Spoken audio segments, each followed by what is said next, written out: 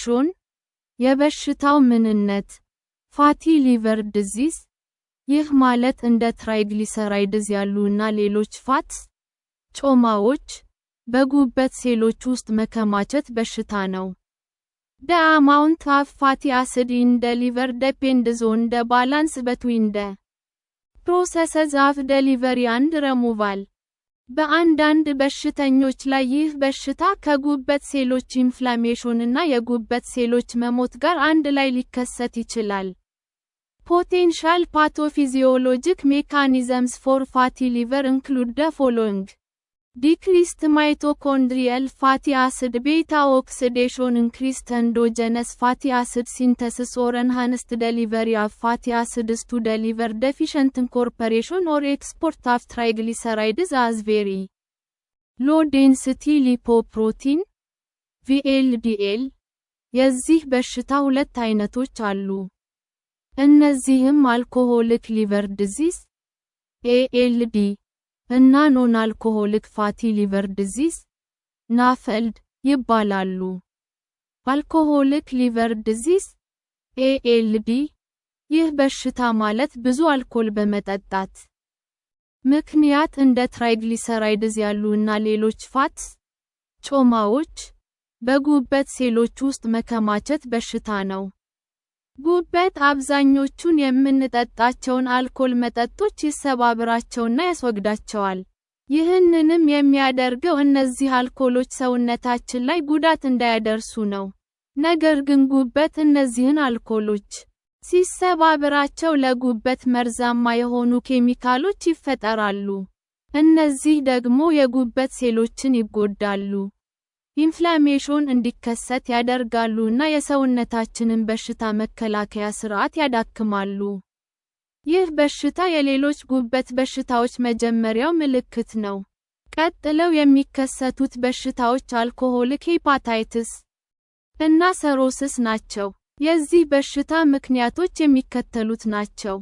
ሄፓታይቲስ ሲ ይህ በሽታ ጉበታችን ላይ ኢንፍላሜሽን እንዲከሰት ያደርጋል። በሰውነታችን ውስጥ የአየርን ንጥረ ነገር መብዛት፣ ቦርጫም መሆን። ኖን አልኮሆሊክ ፋቲ ሊቨር ዲዚዝ ናፍልድ ይህ በሽታ ምክንያቱ ብዙ አልኮል መጠጣት አይደለም። ይህ በሽታ ሁለት አይነቶች አሉት። እነዚህም ሲምፕል ፋቲ ሊቨር እና ኖን አልኮሆሊክ ስቲያቶሄፓታይቲስ ናሽ ናቸው። ሲምፕል ፋቲ ሊቨር ይህ በሽታ ማለት በጉበታችን ውስጥ ጮማ አለ፣ ነገር ግን ኢንፍላሜሽን እና የጉበት ሴሎች መሞት ብዙም አልተከሰተም። ይህ ሁኔታ ብዙም ለጉበታችን አደገኛ አይደለም። ኖን አልኮሆሊክ ስቲያቶሄፓታይቲስ ናሽ ይህ በሽታ ማለት በጉበታችን ውስጥ ጮማ አለ። በተጨማሪም ኢንፍላሜሽን እና የጉበት ሴሎች መሞት ተከስታል። ይህ ሁኔታ ለጉበታችን አደገኛ ነው። ይህ ሁኔታ ፋይብሮሲስ ወይንም ጠባሳ እንዲከሰት ያደርጋል። ይህ በሽታ ወደ ሰሮሲስ ወይንም ወደ ጉበት ካንሰር ይቀየራል። የኖን አልኮሆሊክ ፋቲ ሊቨር በሽታ ምክንያት ውስብስብና ሙሉ በሙሉ የማይታወቅ ነው። ነገር ግን ዋነኞቹ ምክንያቶች ቦርጫም መሆንና የስኳር በሽታ ናቸው። ሪስክ ፋክተርስ ለበሽታው ተጋላጭ የሆኑ ሰዎች ብዙ አልኮል መጠጣት፣ እንደ አሲታሚኖፈን ያሉ መድኃኒቶችን ከታዘልን በላይ መውሰድ፣ እርግዝና፣ ከፍተኛ ኮሌስትሮል፣ ከፍተኛ ትራይግሊሰራይድስ፣ ያልተመጣጠነ ምግብ መመገብ፣ ሜታቦሊክ ሲንድሮም፣ ፖሊሲስቲክ ኦቨሪ ሲንድሮም፣ ከፍተኛ ማንኮራፋት፣ የስኳር በሽታ፣ ታይፕ 2 የታይሮይድ እጢ በበቂ ሁኔታ ያለ መስራት ችግር፣ የፒቱታሪ እጢ በበቂ ሁኔታ ያለ መስራት ችግር። ኮዘዝ የበሽታው መነሻ ምክንያት የፋቲ ሊቨር ዲዚዝ ምክንያቶች ኤክሴሲቭ አልኮሆል ኮንሳምፕሽን፣ ሄፓታይቲስ ሲ፣ ዊልሶንስ ዲዚዝ፣ ሊፖዲስትሮፊ፣ ኤ ዲዚዝ ኦፍ ፋት ስቶራጅ፣ ስታርቬሽን፣ ኢንትራቪነስ ኑትሪሽን፣ አንድ ቤታ ላይፖፕሮቲኒሚያ፣ ኤ ዲዚዝ ኦፍ ፋት ትራንስፖርት። የሚከተሉት መድኃኒቶችም የፋቲ ሊቨር ዲዚዝ ምክንያቶች ሊሆኑ ይችላሉ። ኮርቲኮስቴሮይድስ፣ ታሞክስፌን፣ ኖልቫዴክስ፣ ሜቶትሬክሴት፣ ሩማትሬክስ፣ ትሬክሶል። ሲምፕቶምዝ፣ የበሽታው ምልክቶች። መጀመሪያ ላይ ይህ በሽታ ምንም ምልክቶች ላያሳይ ይችላል። ዓመታት እና አስርት ዓመታት ካለፉ በኋላ ምልክቶች መታየት ይጀምራሉ። እነዚህም የድካም ስሜት፣ የክብደት መቀነስ፣ የምግብ ፍላጎት መቀነስ፣ ማቅለሽለሽ፣ መወዛገብ፣ ደካማ ዳኝነት፣ አትኩሮት መስጠት መቸገር። ሌሎች ምልክቶችም ሊታዩ ይችላሉ። ለምሳሌ የጉበት መተለቅ፣ የሆድ መካከለኛው ወይንም በቀኝ የላይኛው የሆድ ክፍል ላይ የህመም ስሜት መሰማት፣ አንገታችን እና እጆቻችን ስር ያሉት ቆዳዎች ጥቋቁር ምልክቶች ሊያሳዩ ይችላሉ። አልኮል ብዙ በመጠጣት ምክንያት የተከሰተ በሽታ ከሆነ አልኮል በብዛት ስንጠጣ የበሽታው ምልክቶች ሲባባሱ እንመለከታለን። የጉበት ጠባሳም ሊከሰት ይችላል። ሰሮሲስ፣ የጉበት ጠባሳ ሲከሰት የሚከተሉት ነገሮች ይከሰታሉ። በሰውነታችን ውስጥ ፈሳሽ እየተከማቸ ይመጣል።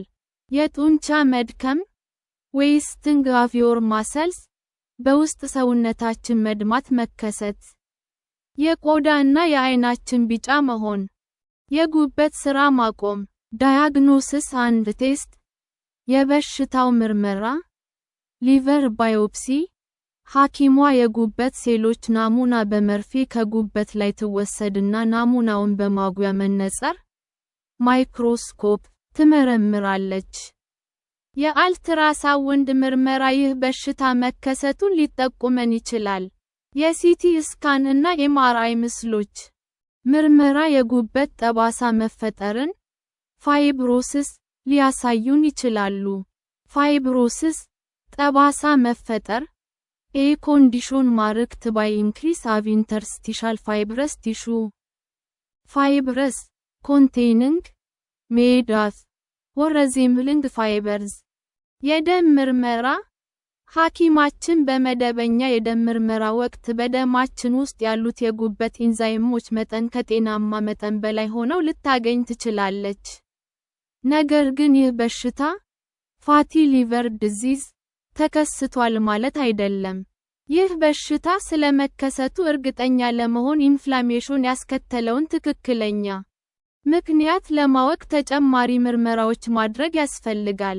ጤናማ ያልሆነ የጉበት ኢንዛይሞች መጠን መጨመር የጉበት ኢንፍላሜሽን መከሰቱን ነው የሚጠቁመን።